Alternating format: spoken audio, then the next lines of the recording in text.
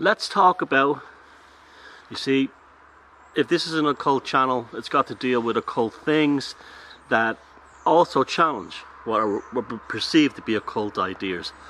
Although this one comes more out of the kind of truth movement, the New Age scene. But it's still something that needs to be talked about because basically it's bollocks.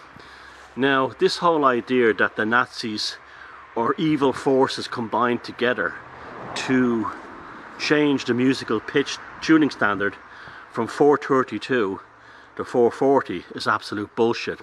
That's not why they did it. But there is a negative side to it, which I'll go upon on the end of the video. Yes, there was a global agreement in the 1930s to change the tuning pitch of popular music from 432, but that wasn't even the standard back then. It was all over the place, and there was different standards depending on what kind of folk tradition or musical tradition or classical tradition it came from. The problem was, in the 1930s, people were buying more and more records, buying more and more radio receivers. Television was in development. Technology was really growing and taking off, but the problem was that the speakers were still primitive. Basically, how most speakers were a small diaphragm with a cone, and the tonality was generated usually by the size of the speaker, the cone part. The diaphragm in the bottom had a very limited magnetic range of movement. Now, the reason for this was that they had no good magnetics back then, not that. The reason was the electronics used things called vacuum tubes. In Europe we call them valves. And what they do is they're very unreliable. They're glass tubes that were the precursor to transistors, and they have to be kept at a certain temperature and a certain flow of current. And music, because the music pitch frequency changes, it fluctuates from high to low. So you have a silent piece and a piece of music, someone starts singing, the range increases, the vacuum tube heats up, and this caused all kinds of technical problems. Coupled with the fact that the speaker could only send out a limited range of music, a spectrum of music. So in the 1930s, RCA, who was both a record company and an electronics maker, said, we'll have to do something to sort this out. What we'll do is we will standardize the tuning pitch for the best sound coming out of the radios or out of the wireless broadcast. At the time, the Third Reich was in government, and because this was an international agreement involving RCA, all the American music and technical engineering people, all the European ones, including the BBC, the Third Reich were involved because that was their part of their international representation. So Goebbels' name is on this because Goebbels was in charge of communications and movies and culture, because he was the Minister of Propaganda.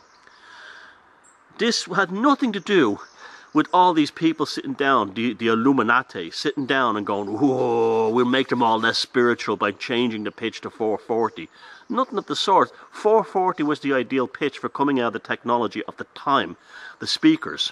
That's all it was. It was a technical decision based on the electronics of the era, which really didn't improve until the early 1960s. Speakers were still pretty bad until the late 50s, early 60s. And then they started to experiment more with like tweeters, subwoofers and understanding the dynamics of the speaker box and sound baffling and resonance and all this kind of thing. That greatly improved after World War II, but still took a long time to get to the consumer. Now, one country that didn't join the standard was France. And France decided to stick at whatever. Now, it wasn't all records were recorded different tuning. So Breton folk music might have been done at a different pitch than Parisian cafe music. That might have been done at a different pitch than French pop music or classical music. And so they were all over the place. But that's also one of the reasons, interestingly enough, why people flocked to French pop music in the 1940s, Maurice Chevalier, Edith Piaf and so on, is because French records, even till the 60s, had a different tonality to them because they were still tuned down into lower tunings, lower pitch, and people it took people time to adapt the 440. Not that there's anything sinister about it.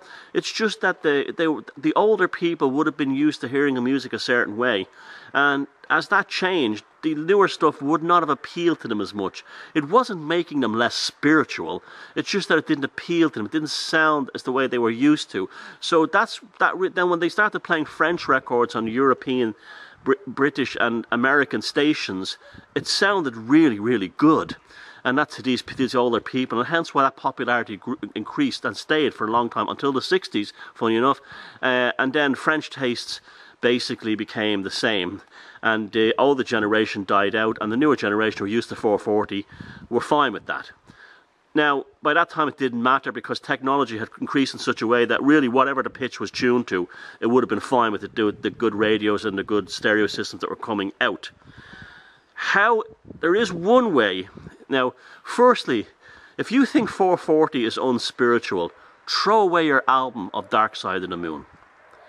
Throw away all your electronic Brian Eno albums. Throw away Low or Station to Station by David Bowie.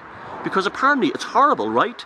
Even though it's giving you decades of years and maybe decades of pleasure recorded at 440, well, now you've discovered it's unspiritual. Some truth guru has put it into your head that you've been damaged somehow spiritually by the Nazis. So therefore, the music that you had no problem with before, this fucker who's panhandling for weed money or something, put this stupid idea into your head that you'd be made spiritually destroyed by listening to 440. You see where I'm getting at? It doesn't matter. It doesn't matter. You were perfectly happy listening to all your albums and all your records until someone came along and went, nah, it's spiritual. It's not spiritual because it's not 432. And then you're all over the internet looking for songs that have been redone in 432. Guess what? It sounds exactly the same to 99% of people. It sounds exactly the same. And most of the ones who said, oh, have you heard Toto by Africa in 432? It's so better sounding. They're full of bollocks, because it sounds very similar. The average person can't detect it. People have incredible hearing, or musicologists or top-end studio engineers might, but they still would be fucked up by it. They would just say, they would notice the difference, as simple as that. Now, where the 440 is bad, okay, and this is a good point, is in opera singers. Opera singers really had to strain to adapt to the very badly damaged by singing too much in 440. So that's the bad thing, okay? Whether it's in 440 or 432, the voice of Frank Sinatra is incredible. Sinatra brought his own specific Italian spiritual sense to the performance. It's the performance that matters. It doesn't matter what frequency it's recorded in. Ultimately, it'll be the passion or the ability or the songwriting ability or the musicianship of the artist that is ultimately what will deem music as, or a recording or something on the radio spiritual or not. I find some electronic music, like Brian Eno's music, incredibly spiritual. I went to see Wagner operas and walked out. I went there because I'd rather get pizza instead, because I didn't find them spiritual. Some of them I do, though, by the way. It's the performance. It's what's put into the song, how the lyrics resonate with you in your life, how it sounds. Not just the pitch, but the actual changes between the light and shadow effects within silence, and pitches and changes in tempo and volume. You understand? That's where real spirituality lies, not in a technical decision made in the 1930s and how it's affected things ever since. Now, another thing, this is me being a little bit conspiratorial. The 440-432 debate started when the whole loudness thing started to come into music production. If you listen to all songs today, they all are all loud. By loud, I don't mean volume. I mean all the instruments. There's no tonal spectrum between the recording of different instruments. They all blast out. I first heard that with Destiny's Child. I was like, what kind of music is this? And I'm not like closed-minded. You've heard my crab meat stuff and Children's Zoo stuff. You know that I'm not like, Barry Manilow musically wise. But there was something not right sounding with that, because everything was full on, and it's been full on ever since. So that's almost like conspiracy. Again, it's nothing to do with spirituality, although it has killed the spirituality of music, which is why people don't care about pop music anymore. But they certainly did when it was 440. Now that's it. Think about that the next time you say 440 isn't spiritual. Millions, countless millions of people were spiritually moved from everything, from their Bowie records to their Queen records to anything, Joni Mitchell, you name it, Kate Bush.